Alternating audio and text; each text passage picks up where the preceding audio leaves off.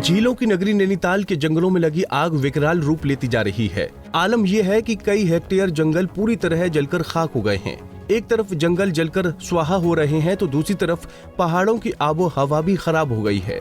खासकर 27 अप्रैल के बाद जो रिपोर्ट सामने आई है उसमें प्रदूषण का ग्राफ तेजी से बढ़ा है, जिसने प्रदेशवासियों को चिंता में डाल दिया है। दरअसल प्रदूषण नियंत्रण कंट्रोल बोर्ड ने जिले की आबो हवा को परखने के लिए नैनीताल के 3 जगहों पर प्रदूषण मापी यंत्र लगाए थे।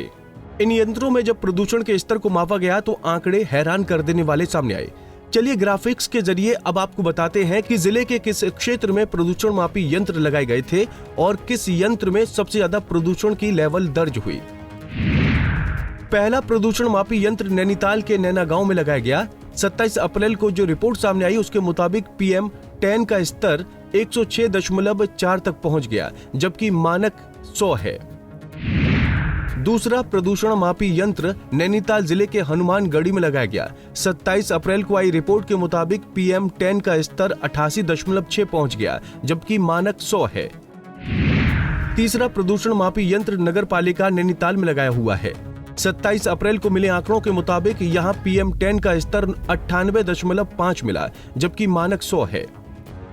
जंगलों में लगी आग से पहले की रिपोर्ट पर यदि नजर डालें तो 12 मार्च 2024 को नैनीताल नगर पालिका में लगे प्रदूषण मापी यंत्र पर PM10 का स्तर 82.6 था, जो जंगलों में आग लगने के बाद 27 अप्रैल को 98.5 पहुंच गया। देखिए, पिछले महीने जो है हमारा तो एक परमानेंट हमारा वहाँ पर सेंटर है नैनीताल में, नगर पालिका के में परिसर में लगा हुआ है। तो उसमें तो जो हमारी जो लास्ट ईयर की जो अगर 12 मार्च को जो हमारा हमने किया था उसकी जो है वो 82.6 माइक्रोग्राम पर मीटर क्यूब उसका आया था। और निश्चित तौर पे देखिए, जिस किस्म से आग लगी है पर्टिकुलर मैटर की जो है वैल्यू बड़ी होगी। अब कितनी बड़ी है वो विश्लेषण के बाद ही पता चलेगा। वहीं वनस्पति विशेषज्ञ भी मानते हैं कि आग लगने की वजह से जंगलों को अच्छा खासा नुकसान हुआ है। पेड़ पौधों के अलावा जैव विविधता, वाटर रिसोर्स को नुकसान तो हुआ ही, साथ में प्रदूषण का स्तर भी बहुत बड़ा है। लिहाजा आने वाले दिनों में सरकार को अच्छी तैयारी के साथ सबके साथ कोऑर्डिनेशन कर बेहतर योजना तैयार करने की आवश्यकता है। अभी जो आपका फॉरेस्ट फायर है और ये डिजायर्ड है या इंटेंसली है, इसके बहुत अलग अलग स्वरूप हैं। तो जो भी है ये बहुत घातक है और इसमें पॉल्यूशन लेवल बढ़ना स्वाभाविक है, क्योंकि उसको काटने वाले उसके अनुपात में आपके पास वृक्ष नहीं है। एक्शन प्लान क्या होना चाहिए? एक्शन प्लान मैं तो कह रहा हूँ साल भर थ्रू आउट मॉनिटरिंग होनी चाहिए। फॉरेस्ट डिपार्टमेंट को बिल्कुल अलर्ट होना चाहिए, गांव वालों के साथ कोऑपरेट होना चाहिए, उनको भी सहयोग करना चाहिए। और ये एक दिन जागृत होकर नहीं है, फॉरेस्ट को ऐसी अमानत समझिए कि बिना उसके आपके प्राण जो है वो आपके लंग्स हैं और प्राणवायु जो आपको प्रदत्त करने वाले हैं पूरे विश्व को भी कर रहे हैं। तो वही पौधे हैं, वही वृक्ष हैं, वही आपको जीवित रख सकते हैं। इसलिए उनको आप बचाने के लिए हर प्रयास करिए कि फॉरेस्ट फायर ऐसी हैवी फायर लगे नहीं।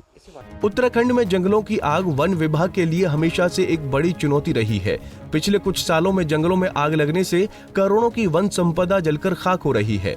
हर साल जंगलों में लगी आग पर काबू पाने के लिए सरकार ने कई योजनाएं तैयार करने का वादा भी किया, लेकिन नतीजा शून्य ही निकला। इस लापरवाही के चलते अब पहाड़ों में भी सांसों पर संकट गहराने लगा है।